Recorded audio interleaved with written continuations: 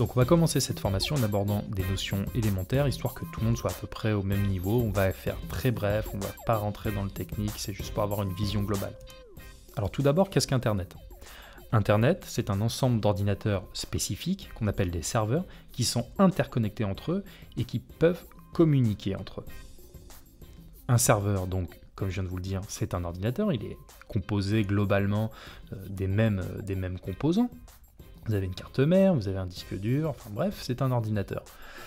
À la différence près qu'il est configuré, qu'il est optimisé pour exécuter des types de tâches dont on a besoin sur Internet, à savoir recevoir, envoyer, traiter et stocker de l'information. Donc pourquoi on appelle ces machines des serveurs ?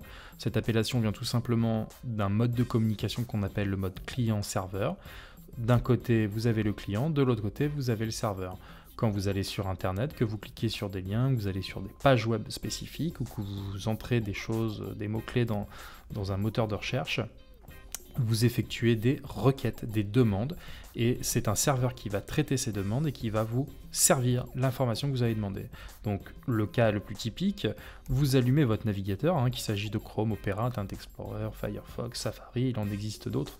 Ces navigateurs sont très souvent configurés pour afficher par défaut Google ou Bing, dans le cas d'Internet Explorer. Et donc là, même sans que vous ayez rien à faire, vous avez déjà une requête qui s'est exécutée. Cette requête, elle dit « affiche-moi Google » ou « affiche-moi Bing ». Voilà, le serveur qui est de l'autre côté traite l'information et vous renvoie la page Google, en l'occurrence. Donc ce qu'il faut savoir aussi, c'est que ce qui permet ce mode de communication, ce qui permet d'établir un lien entre vous, le client, et le serveur, qui est relié à l'ensemble des autres serveurs qui constituent Internet, c'est le fournisseur d'accès. Donc c'est Free, Bouygues Télécom, Orange, SFR, etc., etc.